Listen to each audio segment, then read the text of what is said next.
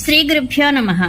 భీష్ముడు ధర్మరాజుకు చెప్తున్నాడు, రాజా, రాజులు తమ కోశాగారాలు నింపుకునే విషయమై బ్రహ్మ చెప్పిన కొన్ని గాథలను మహాత్ములు చెప్తూ ఉంటారు.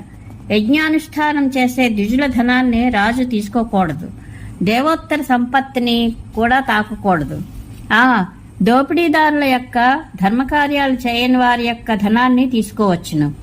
హవిష్యాన్నంతో దేవతలను, పితరులను, అతిథులను పూజింపని వారి ధనం నిరర్థకమని ధర్మజ్ఞులు చెబుతూ ఉంటారు. ధార్మికుడైన రాజు ఇటువంటి ధనాన్ని లాగివేసుకుని ప్రజాపాలనం చేయాలి. దుష్టుల నుండి ధనాన్ని లాక్కొని సత్పురుషులకు ఇచ్చే రాజు అన్ని రకాల ధర్మాలు తెలిసినవాడు. నేల మీద ధూళిని నలపడం వలన ఇంకా సన్నని రేణువులుగా మారినట్లు ఆలోచించిన కొద్దీ ధర్మస్వరూపం ఉత్తరోత్తరం సూక్ష్మంగా ఉంటుంది. యుధిష్ఠిర, సమయం కంటే ముందుగానే కార్యాన్ని చక్కబెట్టుకునే వానిని అనాగత విధాత అంటారు.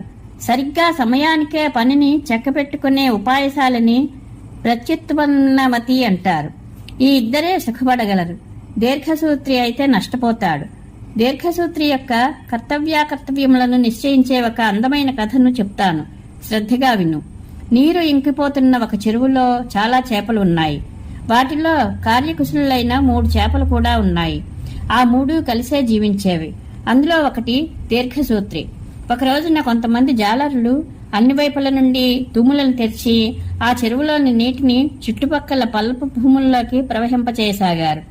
చెరువులో నీరు తగ్గిపోవడం చూసి దీర్ఘదర్శి రాబోయే అపాయాన్ని ఊహించి ఇద్దరు స్నేహితులతో, ఈ చెరువులో ఉండే ప్రాణులన్నిటికీ ఆపద రాబోతున్నట్లు తెలుస్తోంది.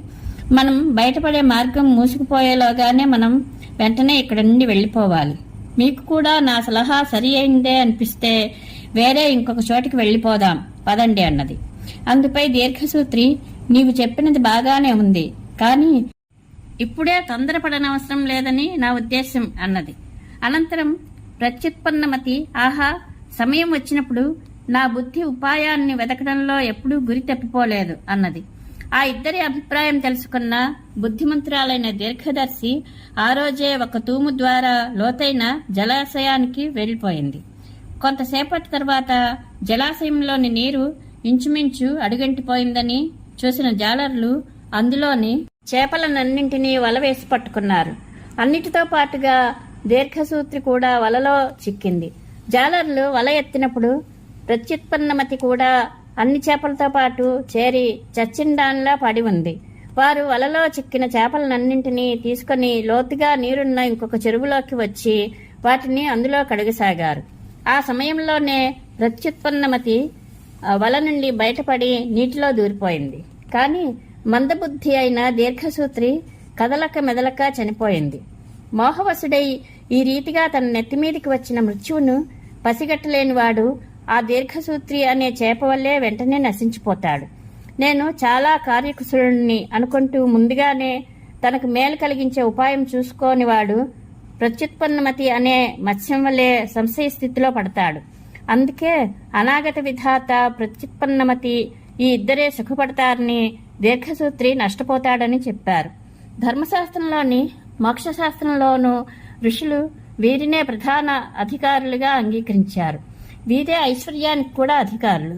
తగిన దేశకాలాలలో చక్కగా ఆలోచించి జాగ్రత్తగా మంచి రీతిలో తన పనిని చేసుకునేవాడు తప్పక దాని ఫలాన్ని పొందుతాడు అని భీష్మ పితామహుడు ధర్మరాజుకు చెప్పాడు.